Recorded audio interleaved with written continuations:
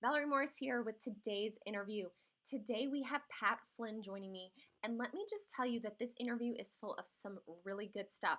Pat is a podcaster, passive income expert, educator, speaker, author, and really one of the most humble guys in the digital marketing space I have seen so far. Without further ado, let's dig in. Hey, Pat, thanks so much for joining me today and just being willing to share your insights and your experience just with my listeners and being able to open up this discussion today. I'm really excited to have you part of this. I'm excited to be a part of it. Thank you. Yeah, great. So you and I have something in common, and that is that we both kind of come from this architecture background professionally. We both have had experience, and our education is in that. And at some point or another, we both pivoted and took our careers, our day jobs, kind of in a different direction. And I'd love to kind of get some insight into from you as to how you have seen your design and architecture experience kind of meld with what you're doing now. Do you see any parallels? And if so, between the right brain, left brain thinking in the architecture world, the form and function, like how does that play out in what you're doing today with SPI, with Smart Passive Income, and any of your other programs? It's interesting because when I had gotten laid off in 2008 from my dream job as sort of an aspiring architect, when I had considered being an entrepreneur and coming online and building my own business, I thought that all the skills I learned in architecture school and as an aspiring architect were going to be useless. Here I am starting something completely brand new. However, I was soon to find that it was actually quite the opposite. I had a lot of advantages having come from a design background in the world of online business. And a lot of it was based on work ethic, I think. As an architect, you have to spend a little bit of time upfront planning something before you actually execute on it. And in the world of business, yes, you should get started as soon as possible, but having a little bit of experience planning so that you know you're headed in the right direction is a very great skill to have and a good thing to sort of have equipped as a business owner. In addition to that, knowing that a project that can be massive will take some time and how to break that large amount of time up into small achievable milestones was another great thing that I picked up in architecture that I didn't realize was going to be very relevant for my work as a business owner. And my first experience with that was in writing an ebook. And that was something that took a month and a half. And at the start, it seemed like this daunting task that was going to take forever. And it was something that I had never done before, but I approached it like I had approached a lot of the projects that I was managing, which was okay, well, let's create milestones and deadlines along the way so that I can hold myself accountable and keep the client happy. And I was the client essentially during that process. And so that was really helpful too. But from a design standpoint, I think most of all, it allowed me to appreciate more than just the content that I was producing online as a business owner and the product, but more so the experience that went along with that, from cover to cover, from log in to log out, all those kinds of things. And then finally, my skill as somebody who was pretty proficient in Photoshop became pretty useful because I was able to design my own covers. I was able to get my hands into a lot of things that other business owners just don't know how to do or would Right. struggle to do. So even from creating logos to graphic design on my website, although it wasn't perfect, I was able to get enough of a good quality on the website to sort of have that experience that I would want people to have with my stuff versus with my buildings or design work. Yeah, it's amazing how many different skills you get in an architecture education that. Yeah. That and also knowing how to function with very little sleep. Oh, yeah, low sleep. Yeah, that's a good one. Being able to just kind of push through and get done what needs to get done. For sure. Yeah, yeah, that's the long studio hours in college definitely prepared me very well for kind of just pushing through. Yeah, it also prepared me for the loneliness of entrepreneurship. Mm, I think that was, of anything, the thing that I missed the most about my architecture job was the fact yeah, that I had people who were there that I could collaborate with right on the other side of that cubicle. And as an entrepreneur, it's pretty lonely. And so I do what I can to connect with others online and offline. But those long nights in the studio where you're by yourself and you're cranking away and you're gluing things together, or trying to avoid cutting yourself with an X-Acto knife, like those skills come in use when you are by yourself in your home office or wherever working on your next project for your business. right. Oh gosh, you're just conjuring up so many of my memories from building models and drawings and all of that back in the day, Right. that I kind of repressed for a while there. So great. Well, so you have actually, in my opinion, done a really good job of kind of being known for something completely different. I mean, when you first started off, people knew you as, oh, you're an architect. That's the route you're going down. But now I know you more as a podcaster and as someone that's really into passive income streams, and you know a lot about that. Not only that, but I think you also had this thought leadership track of being known just in digital marketing and kind of digital tactics because you have been testing them for so many years for yourself. But what does it look like to be known as an expert in one topic? And if you're changing careers or pivoting, what does it look like to build up authority in that new topic and kind of change gears? Well, it's kind of tough at first to change gears because, you thought you were going to be on this one path and that's what you were destined for. Then all of a sudden things happen. And sometimes it's stuff that you can control, but other times it's stuff that you cannot. For me, it was the fact that there was a recession happening in 2008 and they had kept me on as long as possible, but it just so happened that I was going to be let go. Yeah. And it was tough. I think mentally realizing that perhaps you might have made wrong choices or that you weren't in the right lane or you were getting pushed out of the lane you want to be in. Those are all very difficult things, and I think mentally that's the biggest challenge for anybody making a pivot is just like mentally how you deal with that. And I think that the biggest thing for me is to realize that, well, what got me here won't get me there, and to always remember what there is. There doesn't necessarily mean I am going to be an architect. It just means I am going to be somebody who will take pride in designing something that can then help others in some way, shape, or form. And it just so happens that online in business, my shape or form, the form of a building or a space, but more so an experience of consuming information or a web experience of some kind.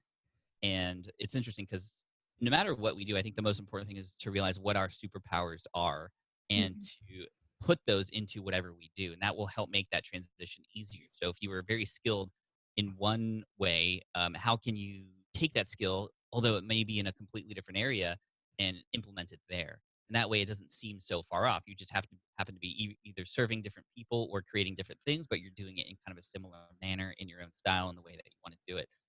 And I think the other most important thing about this is to realize that, we have to always consider not just what we're doing, but why we're doing it. So what is the end goal and who are we serving and what does that all mean and what kind of lifestyle do we really want to live? And it's funny because sometimes we don't even realize how great a pivot can be until much later down the road. Yeah. And for me, the entrepreneurial thing was always in the back of my mind a potentially temporary thing that would allow me to stay above water until I could get back into architecture. And it wasn't until about a year Sure. later that I realized that, wow, this is actually so much better. And I'm so thankful that this layoff happened, even though at the time it was the worst thing to ever happen to me. Yeah. And I have now more opportunities. I have now better ways to utilize my skills. I now have, as an entrepreneur versus somebody working for others, my own say. And I can be my own boss and I can make my own decisions, which comes with its set of its own challenges because Yeah. I'm now in charge of accounting, I'm in charge of legal, I'm in charge of I'm wearing all the hats now versus just one hat that I could wear really well. But I think when it comes to pivoting, it's being open to change and understanding that that means new opportunities versus lost chances. Yeah. I love that. Wow. So much good stuff in what you just said. I love that. So, whether someone has been doing this for a while or they're just starting off in something new, if people were really trying to build their online authority in today's digital world, what is one piece of advice you would have for them? The one piece of advice that I have would be to stick to one thing and master that.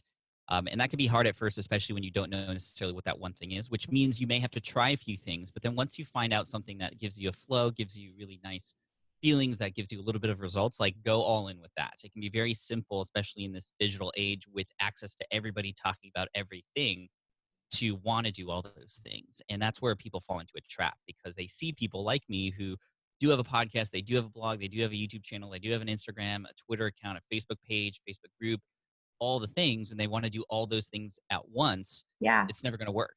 You're going to be spreading yourself too thin. Your energy will be spread too thin. Your time and attention to each of those things will be spread too thin, thus never having any of those things having a chance to actually give you and results you're looking for. So once you know where your groove and your where you can hone in your energy, then put all your energy into that. And that means not just focusing on one channel or one content platform, but also focusing on one particular group of people, a particular market or audience. Another big Yeah. challenge that entrepreneurs have is they want to help everybody.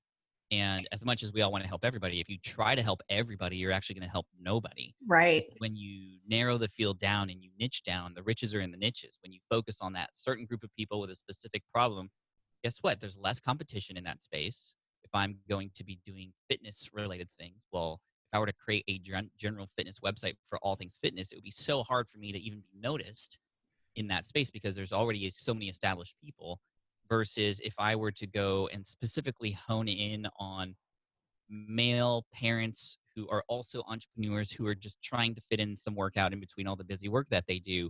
Well, Yeah. now it's less competition, but more than that, I know where to find those people because they all hang out together. I know exactly what to say to them because they respond to certain things. They have their own specific set of problems that then if they see I know what they're going through, then they're going to come to me for the solution, whatever that solution may be. And guess what? I can go to those people and ask them what solutions would make sense for them. And instead of just building things and hoping people will go or join or buy, I can build for that group of people who I get to know very well and give them exactly what they need and remove all the guesswork. So hone in on your one market, your one strategy, and your one platform, and just go all in with that and master that. And then once you have your systems down, whether that's efficiencies, if you're doing it all your own so that you get more time back, or you begin to hire people or a team or Mhm. VAs or other help to support that and give you more time back, then you can expand on to the next platform or the next, you know, social media platform or content platform or whatever it might be. So stick with one, master it, and that's going to help you so much. It's hard though because we often feel like we're missing out if we're not on those other things. Right. And I think FOMO is a big sort of curse for us entrepreneurs and people who want to build freedom is okay. Well, we have this freedom, so we can do whatever we want. So let's do everything. Yeah. But if you instead flip FOMO, fear of missing out, to JOMO, which is the joy of missing out, Mm. and saying to yourself, "Hey, I'm so proud of myself for making a decision to stick this through." So Mhm. instead of saying like, well, I have to do everything. No, I get to do this one thing and do it very well. You're going to give yourself a huge leg up over your competition who might be distracted with all the other bright, shiny objects out there. I really like that. I'm gonna start quoting you with that all the time now. JOMO. So great. Okay, so what are a few projects right now that you're really excited about Oh that we gosh. should all So go check out? I always have a lot of big projects in the works. I have my first physical product coming out very soon at the end of January 2019 here. We will be launching on Kickstarter an invention. So my partner and I, who Oh, work together on the video side of things in my brand, we came up with a physical product idea. It's for a tripod specifically built for vloggers, and it has the set of three legs, then swinging to create a handle, and then they open up again. And it's called the Switch Pod, and that's launching nice. at the end of January. And that's my first foray into physical products, which, just to be honest, it's made me appreciate digital products way more because products there's so much involved from the Right. materials to the packing and shipping to the quantity ordered and how much there's just so much to do, but it's a fun experiment and I like to try new things and just That's learn, cool. so I'm learning a lot. My first live event is happening this year as well in That's all July. right. It's called Flynn, and you might be like, Flynn, this is like a super self-centered event. And it's not about me, really. It's about the community. And I Yeah. built a community of people on my YouTube channel and on my brand called Team Flynn. My audience is called Team Flynn. Yeah. And this is a event to bring Team Flynn together and to support the community. And it's going to be a lot of fun. And we'll see what happens there. That's at flyncon1.com. And Okay. then Great. finally, I have a new book that's going to be coming out very shortly, Okay. sort of near and around the time of FlynnCon as well. And that book is about building super fans in your business. 'Cause I'm at a point now, 10 years after starting, that I can literally tweet that I'm going to be at a restaurant somewhere, and there'll be a group of people who are there waiting for me. And it's pretty amazing. It's pretty scary too at the same time. I just never thought this would happen, but Sure. to have super fans in your business that will support you, that will be there for you no matter what you do, who will be your first customers, who will be your first reviewers. It's a really amazing tool and asset to have in your brand, and you don't need a lot of them to make a lot of sort of impact on your business, on the world, on other people's lives. So I'm going to be teaching people in this book how to get super fans, even if you're just starting out. So yeah, those are some of the fun things I'm working on this year. That's really fun. I love all of those. And I've been watching a few of them, but didn't know about the physical product too much. I know I've just seen rumblings of that. So that was cool. Just Uh, switchpod.co, and we'll see what Switch happens. Awesome. Great. Well, we'll put all those links in the show notes as well for this. Thank you. And just, thanks so much for taking the time today, sharing these amazing insights. As we wrap up with this interview here, where can people go to find out more about you and your resources? So the best place to go to would be my website at smartpassiveincome.com. And on Instagram or Twitter, that's where you can find me most active, at Pat Flynn. Okay, awesome. Well, great. Thanks so much, Pat. Cool. Thank you so much. Thanks, everybody.